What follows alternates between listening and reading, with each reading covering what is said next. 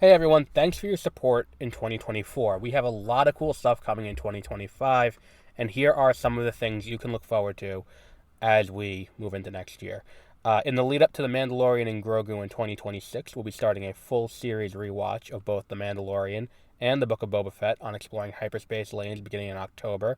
You can also expect a rewatch of Andor, and we will have reviews of every episode of Andor and the rest of the Skeleton Crew as those come out. Josie will be returning as we continue to rank every Star Wars thing released ever. Reviews of every episode of every Marvel Disney Plus show, including Your Friendly Neighborhood Spider-Man, The Eyes of Wakanda, Wonder Man, Ironheart, Daredevil Born Again, and Marvel Zombies, the day after each episode releases, will be available on Beware of Spoilers. We'll be having special event podcasts on 30-minute reviews for the Academy Awards, our 2024 year in review in early January, ranking all of Phase 5 of the MCU after Fantastic Four First Steps comes out, and our 10th anniversary special. Once we complete our rankings of all the Pokemon games on the backlog files, we'll be moving on to Kingdom Hearts and Final Fantasy. Over on the YouTube channel, you can join in for playthroughs of Mario & Luigi Superstar Saga, Pokemon White, Pokemon Mystery Dungeon Blue Rescue Team, Kingdom Hearts Chain of Memories, Kingdom Hearts Recoded, Mario Golf Toadstool Tour, Sonic Adventure 2, LEGO Racers 2, LEGO Star Wars The Complete Saga, and SpongeBob SquarePants Battle for Bikini Bottom. Want to keep on top of all the new things we have coming? Subscribe at mwpnews.com, subscribe on YouTube at youtube.com/@mwpnews, or subscribe to Beware of Spoilers, 30-minute reviews, exploring hyperspace lanes, and the backlog files on Spotify or wherever you get your podcasts. Again, thank you for your support.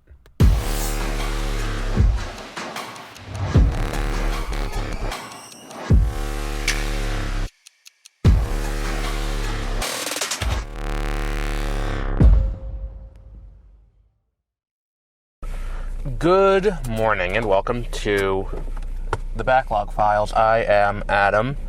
It is Thursday, February 27th, Pokemon Day, the 29th anniversary of the release of Pokemon, Pokemon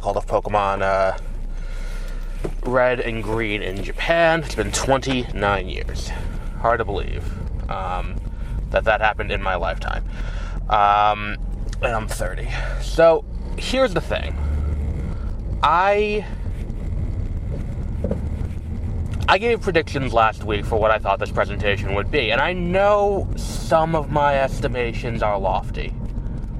I know when I go out there and I make these predictions, I make lofty predictions. And you know why? Not just because it's entertaining. And not just because I want to see these things happen. But I make these lofty predictions because I want to see I want to see good things. And again, one of the things about, video games and movies and TV, all of which I do these shows for, I want them to be good. And I want to be excited for what's coming, because I'm going to be reviewing it anyway.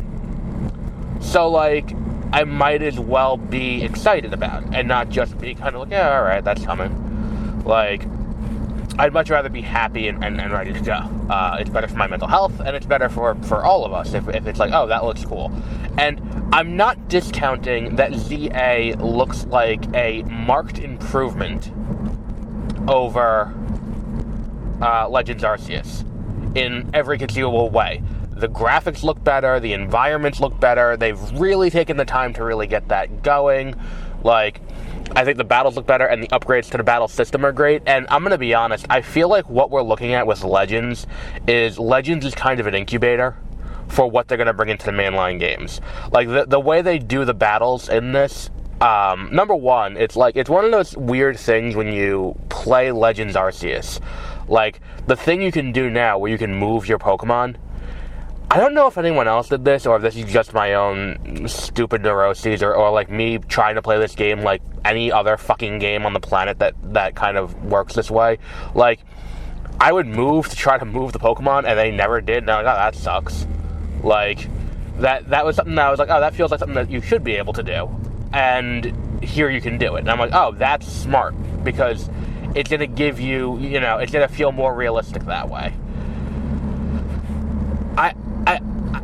I like that idea. I like the idea of Lumiose becoming this bigger city, and the game takes place in this city. I really like sprawling Paris as this, as what this is going to be. The game takes place in. All of that is kind of cool, and I can buy into all of that.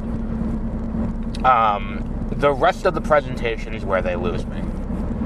We've talked about it before when we were doing our rankings of the games. Like, my favorite era of Pokemon was the Gen 3, Gen 4, and not just because I was a kid there, but, like, I like playing the weird spin-offs. I don't want to play mobile games. I've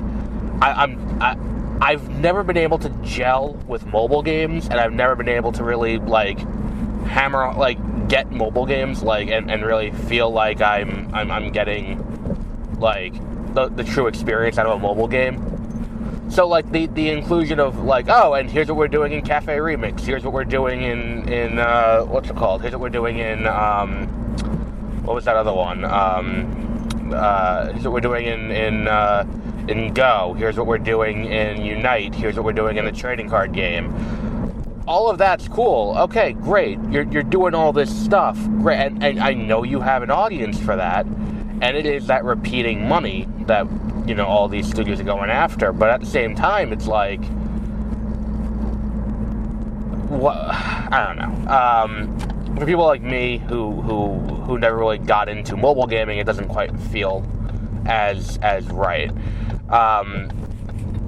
But whatever. I mean, they're going to spend their time doing that. And I think the biggest announcement in this show is, like, and my thought when I saw this is like, oh, so all this is announcing a lawsuit. All this is announcing they plan to shut down Pokemon Showdown. Which, for those who don't know, Pokemon Showdown is an online thing that's been around for decades or at least a decade, if not 2 decades at this point, where it's basically what Pokemon Champions is. It's just with sprite graphics. It's got all the Pokemon, it's got all the forms, it's got all of the Mega Evolutions, Dynamax, Gigantamax, it's got all of that stuff. And you can battle whatever teams you want to battle. For the best battling simulator, which is what Champions is. And admittedly, Champions appears to be using better I mean, we don't see any footage from the actual game, let's make that abundantly clear. There's no footage from the game here. But there's no, like, why is that something that they spent time doing? Like, and what this does is it pumps the brakes for me on my expectations for Generation 10. Because if you're releasing this game, and it's like, you can play anything you want, and you can battle any Pokemon you want, it's like, yeah, the metagame is a little bit unruly if you deal with this, but at the same time, it's like, why the fuck, like, okay, so if we have this game here, like, does this mean you're going to be putting this into whatever the Gen 10 games are? Or is this just like, this is going to be standalone, Gen 10 is going to be doing the same thing we've been doing, which has gotten a lot of people pissed off with the, the people who are upset about the national decks not being in the game. Like, if that's the case, then, like, is the entire point of this just to shut down Pokemon Showdown? Is that what this entire thing is about? Like, it's just, it's just about closing that down. If that's all this is, I don't think this is a worthwhile endeavor. I don't think this is a worthwhile endeavor. It's an odd choice all around. I'm just like, why are we bothering? Why, like, this is a weird thing. Why not just put this into the game itself? I get you want to put it on mobile devices, and I get that. But at the same time, it doesn't feel like a great use of development time. And that's the thing, too, is that it's like, I hate to be the guy who would, like, take more time to develop the game, and then it's like, what the, like, you have now set expectations so high for Legends ZA by having it come out in November this year, because that's what it's in the beginning. They say late 2025, they mean November. You have set expectations so high for this game, yet at the same time, because it's a Switch title, not a Switch 2 title, the Switch logo is there, not the Switch 2. The Switch logo is there. And because that, it's created this weird sense of expectation for me now, where I'm like, if it was really good, Nintendo would be like, boom, this is a launch window title for the Switch 2. but it's not. It's a Switch title. Why is it a Switch title? What got messed up that this is a Switch title, not a Switch 2 title? And that's kind of the thing. It's like, we still don't have any indication about when the old games can be playable on modern consoles. Which, again, so weird, because they, like, 6 of them were on the 3DS. 6 of them were on the 3DS. How much harder is it to port? And I get, okay, so we're going to do it so that way you can play it on, you can't communicate with home, so we're going to hold them back. Okay, fine. That's what you're going to do? Then release them standalone. People would pay, even if okay, we can't put it on Switch Online because Switch Online app can't communicate with home, so therefore we won't do that. It's like, okay, fine. People would pay for them standalone. People would pay for a physical collection. Like, are they going to shadow drop that a year from today and just be like, okay, ta-da, here's all the games? That feels like an odd choice. Why would you do that? Like, you could have drip fed. And again, like I said, we are heading into the 30th anniversary of Pokemon. This year is the 30th anniversary in a year from now. It doesn't feel like it from this, because all they're talking about is this year. There's nothing like, by the way, because here's the thing. You're heading into a monumental anniversary. I don't think Gen 10 is coming next year. I'm going to be honest. I don't think Gen 10 is coming next year. Because I think if Gen 10 was coming next year, there would have been something at the end of this fucking presentation that would have been like, oh, and by the way, next year, we have the 10th generation coming. With new Pokemon and all that. And that was the weirdest thing about this, too, is that it's like, really, there's not too much more shown about Legends that we didn't already know. Okay, you upgraded the battle system, and you're going to be, but we knew you're going to be playing entirely in Lumiose. Like, I think most people assume there'd be side characters. Okay, so AZ is there. Cool. Alright. But, like, you don't show us any new forms. I think we saw the Johto starters are going to be, a big part of this. Totodile is going to be a big part of it. Chikorita is going to be a big part of it. I don't think that, obviously the Fire starter is going to be fucking Charizard. But, like, you don't show, like, that would have been a moment for this trailer. Oh, look, here's what Mega Feraligatr looks like. Oh, look, here's what Mega Meganium looks like. Like, why was that not something you, like, it's one of those things that's just so weird. That, like, why were the decisions that were made? And that's what I want to know. And I think, too, this idea of, like, oh, we have these wild zones, it's going to have to see how it works in practice. But, like, the wild zones could feel weird. And if it's open world and then you get into those zones where you can catch Pokemon, that's different. And then how big are these areas? How big is the city is the question that I have. I don't know. We will see how that all pans out. But it's like, I'm assuming the city's a lot bigger. I'm assuming that the city's, like they said, it's an urban redevelopment thing, so the city's a lot bigger. I wouldn't be shocked if it was, most of the region was now just Lumiose City. But either way, it's still, that still feels like a weird choice. And I think, too, it's like, so, it's the last year of the Switch, and you're releasing your big release on the Switch, presumably after the Switch 2 comes out. Like, I don't think the Switch 2 is coming out holiday. I think the Switch 2 is coming out, like, soon. And I think with the current political and economic climate, they're going to want to dump it out as quickly as possible so people will buy it before the fucking recession hits. Like, we're going to have that presentation in a little over a month, where they're going to lay out the launch lineup. And maybe they say there, by the way, ZA is going to be a title that should be on the Switch 2 as well. It's going to be augmented on the Switch 2. But, like, if this came out and we never had the initial announcement of the Switch 2, you would have had no indication that there's a next generation Switch coming this year. Which tells me that Nintendo is not overly optimistic about this title.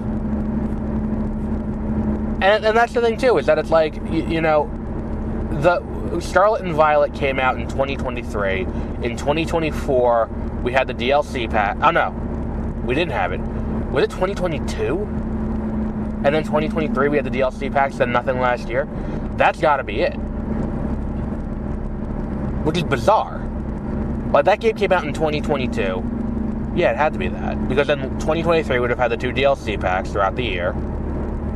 Then 2024, nothing. Then now we're in 2025. So, yeah, it had to have been 2022. But, like, so this game has been in development probably in tandem with the DLC packs. And then it's coming out this far out.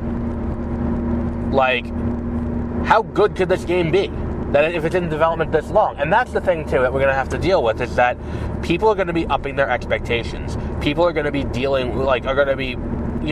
putting up expectations about this. So, like, you developed this game for so long. And, like, we see what you can do with a 1-year development cycle. We've seen what you can do.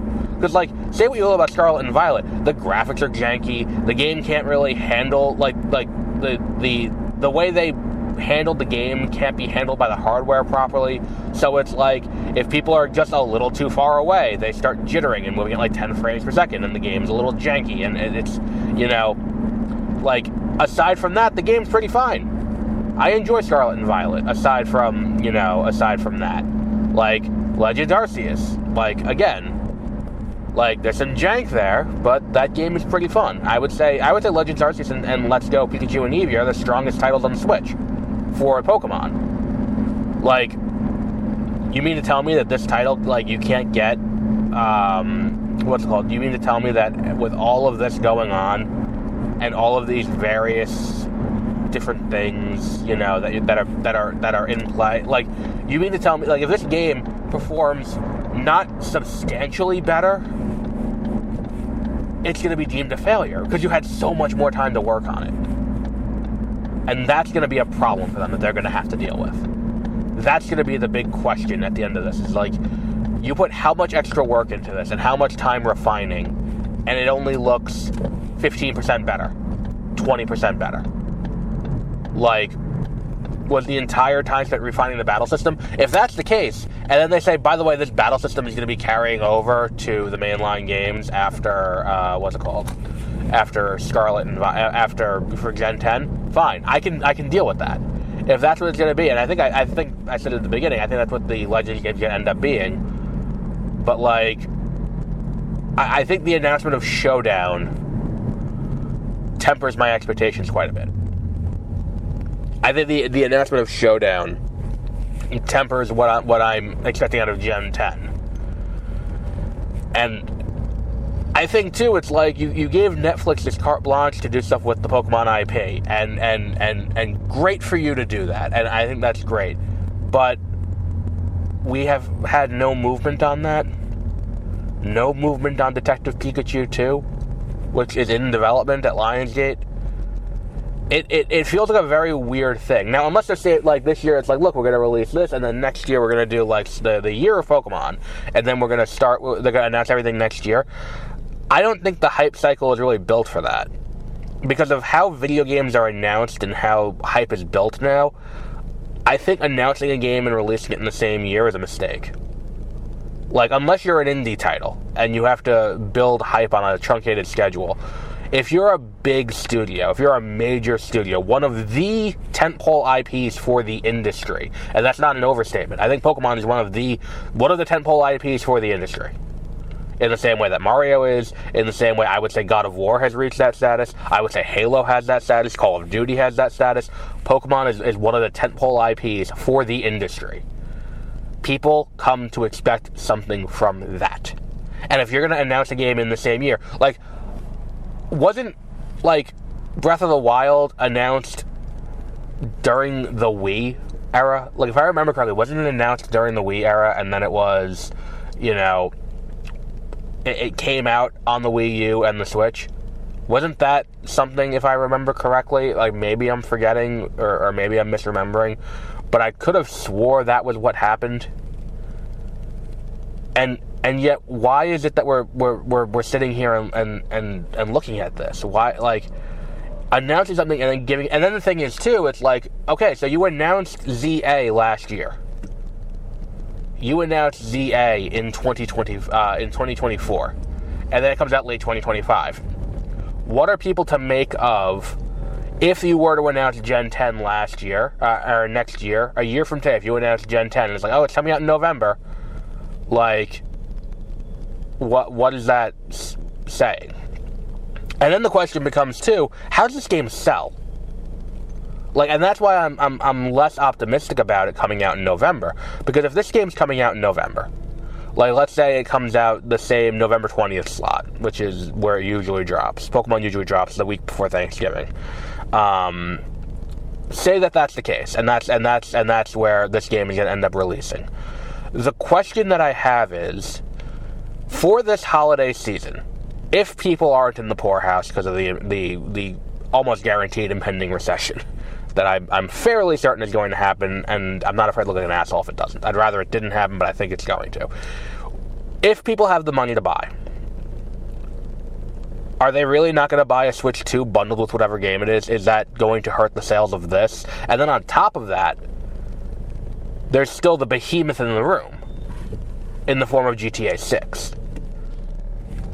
Like, I don't know if this game's going to do that. And then the thing is, too, it's like, if this game is launching at the new standard $70 price tag, they gotta show that it's worth the $70 price tag. They gotta show that this game's gonna be worth every fucking penny coming off of Scarlet and Violet. You can't come off of Scarlet and Violet, take an extra year off to develop this new game, and then be like, okay, and now we're charging you $10 more for it. Like, that...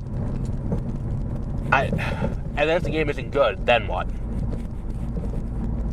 And the fact that it's not coming out on the Switch 2, I think, is a harbinger that it's not great. I think if this game was good, it'd be dual release with the Switch 2. Like...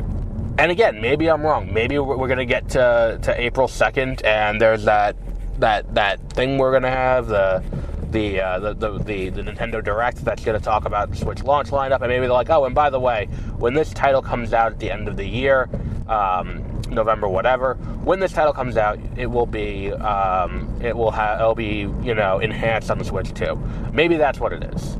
Maybe that's what it is. And it's like, maybe it's like you can get it on the Switch, but on the Switch 2 it will be enhanced. I feel like we would have seen a logo somewhere in there or something indicating that in this trailer. But it feels odd to me. It feels odd to me. And I think, too, it's like, what about the past? Like, you outsourced Brilliant Diamond and Shining Pearl. And for what it's worth, I know I'm in the minority on this. I don't think Brilliant Diamond and Shining Pearl are that bad.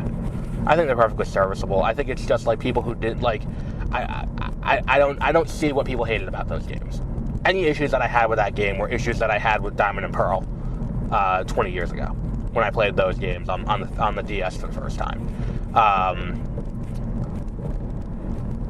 The issue that I have with this is like, what are we doing with, like, what's it called? What are we doing with, like, why are Black and White not being remade? Okay, we're just skipping Unova. Why are we not remaking Black and White? Outsource that to that studio. Here's what people didn't like. Here's what people did like. Alter it slightly. Boom. Good. Go. Like, simple thing. Easy win. Put it out this year. And I think, too, it's like Black and White probably has the easiest port of the DS era games because the touchscreen didn't get used all that much.